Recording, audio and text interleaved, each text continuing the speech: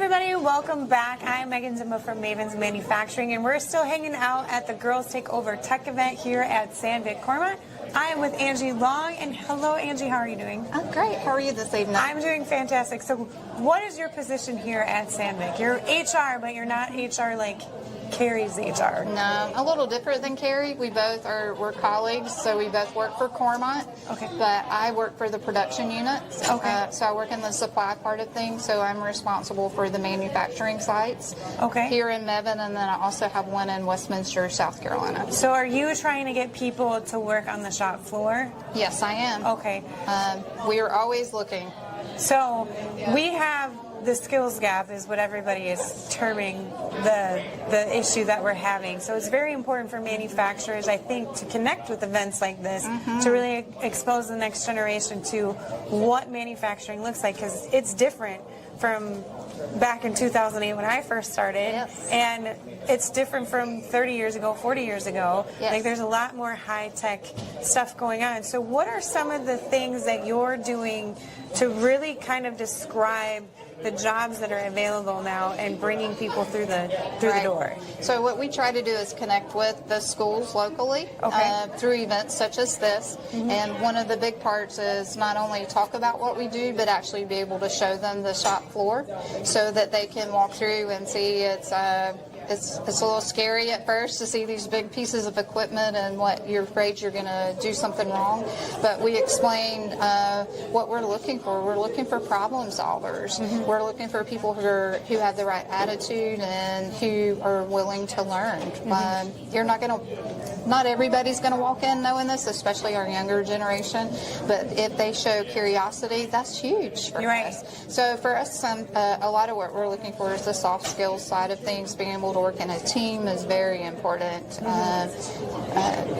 That's probably the biggest thing, the attitude and willingness to work with a team. So for us, it's about showing people. It's not just about an ad in the paper, but it's more than that. So we want to start at a younger age, being able to expose them to what manufacturing is today. So in terms of, because right now, especially within engineering manufacturing, I think we have the most generations involved. So we have still the baby boomers. I don't think they'll ever retire. Like my dad is a baby boomer and he's not ever going to retire. Then we have Gen Xers. I have to call them out because we kind of forget them. And then we have millennials, and then we have Gen Z and Gen Alpha's coming up, which is crazy because I have two little ones that are Gen Alpha and I just don't think they're old enough to work yet. So how are you kind of sharing what a job looks like in manufacturing so that it appeals to each generation? So we do some things such as, like I said, we go into schools. We do career days where we take some of stuff with us.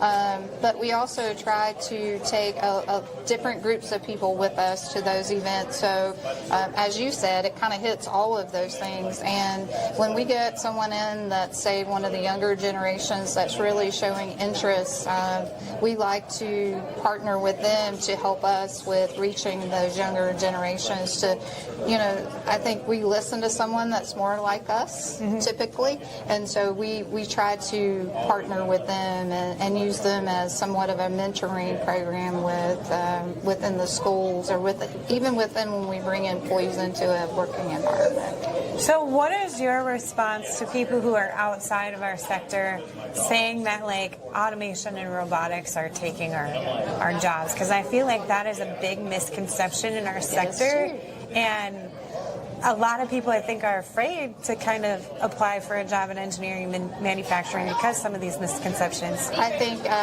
all you got to do is take a walk in a facility such as ours, and you see that it's still going to take people to be able to work on the equipment, to be the ones who create the programs and stuff. And I've been in HR a really long time, and I've heard the same thing that you just said, and I've not seen it happen yet. Right. And I don't see it anymore. And I think to me, that creates the excitement about it, honestly, that we're moving toward things where our younger generation loves the gaming and all of that. Well, you take some of those same things that you like about gaming and you can make that happen in a manufacturing environment as well. So in terms of this event, how important is it for HR departments to really connect with events like this? Oh, it's huge. I mean, we do these and we do as many of these as we can, because I think we've all seen, especially when you've been in HR as long as I have, if you don't think about the fact that those older folks are going to retire, you've got to have someone else to do the replacement. And I think we find, I call it a journey for us. We start at a very young age. We do elementary school kids. Oh, wow. And part of that is bringing the teachers in with them as well, so that the teachers understand that, hey, this is a pretty good place to work, and that they can explain that to their elementary. And then we do middle school, we do high school, we do college. I think it looks very daunting from the outside, and so we have to find ways to bring them inside, which is exactly what we were talking about tonight. Do you do any type of like externships with teachers who are at the high school level? Because the community that I grew up in, one of the teachers, he started as the carpentry teacher, and then the CNC machine teacher, he is retiring for like the 4th time in a row because they just can't find someone to fill space. So he's now taking on the responsibility to teach the carpentry teacher, but one of the things they're doing is actually setting him up with an externship, is what they call it. So he's going to go to a manufacturer, and they're going to teach him what they're doing with CNC machining in the industry, so he can bring that back to the school. Classroom. Are you guys doing anything like that, or? Well, I can say in the Westminster location that I support, we work, like I said, really close with the local high school. We have it's called the Hamilton Career and Technology Center, and they have different pods set up, such as carpentry or machining or engineering or whatever, and so we work with them a lot. But a big part of that is having their faculty come in to us and to see what we do. So yes, if someone was interested in doing something like what you're talking about, we would be very interested in being a part of it. Well, Angie, my last question is if you had a big ask for anyone tuning in today, what would your big ask be for them? To give us a try, to be open-minded, and to not just automatically drive past a manufacturing site and just assume that there's nothing there for them. To be a little open-minded, to do a little research. We have a lot of stuff that's on the internet that you can find out about, not only us, but other manufacturing sites or locations, and reach out. All you got to do is reach out. We'll be happy to talk to you. Awesome. Well, thank you, Angie, so much for taking the time. For all of you tuning in, I hope you enjoyed this mini-series here at Sandvik Coromant at the Girls Takeover Tech event.